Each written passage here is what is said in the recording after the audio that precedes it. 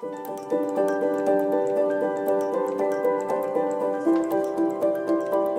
families that have child welfare involvement, COVID made a lot of impacts for both mental health and also attachment for parents and children. The parents are often very isolated, whether it's due to stigma of having CFS involvement. Families that maybe don't have their natural support systems that they would have had in place due to different traumas, intergenerational trauma, different things that the family's dealing with.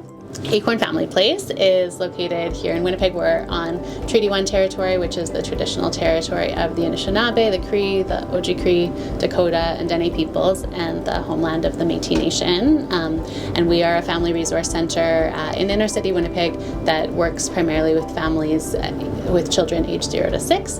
And so we try to be a holistic center of support and kind of a one-stop shop where families can come. In Manitoba right now, we have a very high number of Indigenous children who are in CFS care.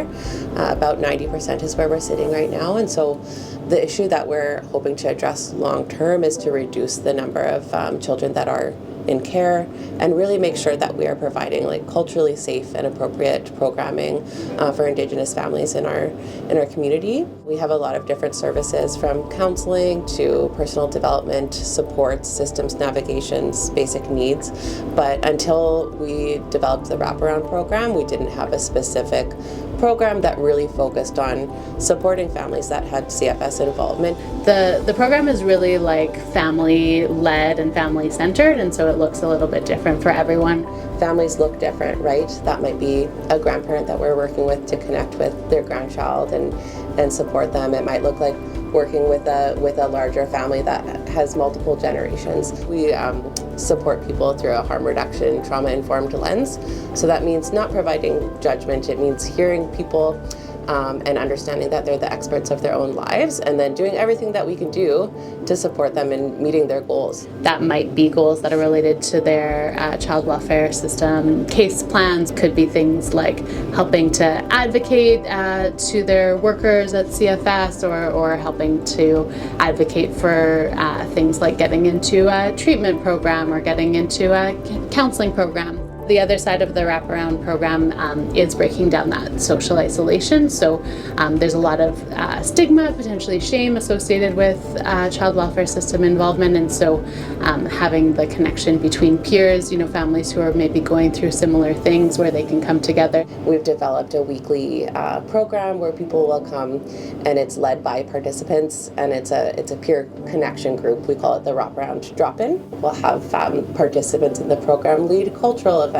We brought in an elder recently who taught a bunch of people about ribbon skirts, and then now one of our staff in the wraparound program is working one-on-one with participants to create their own ribbon skirts. We're reclaiming our Indigenous culture and our heritage, and we're healing from the trauma of residential school and intergenerational trauma. And healing for us is, making skirts and using them so we can have a drum group and, participate in our ceremonies. And we've seen a community form that's been really strong, and I think that there's something about, meeting other people that are experiencing the same things as you, and also being able to take ownership over your own space and your own community, and that's been a really amazing thing to see happen. Additionally, we've had an advisory committee formed that's made up of participants, both past and current participants in the program. And so we, as a staff team, ask those participants once a month what they'd like to see in the program, what's working for them and what's not working for them. And that sort of guides where we take the program. And that's a really important piece, and kind of ties back into that harm reduction, understanding that people are experts of their own lives, and ensuring that people are deciding for themselves what meets the needs that they have. And then we're here to support making that happen. It's been a really beautiful way to see the community grow in capacity and also share the skills and talents that they have always had, and this is just a place to highlight that. We're really grateful for families and participants in this program who have trusted us to be part of their story and to be able to walk beside them. And that's something that I look forward to continue doing with many families down the road.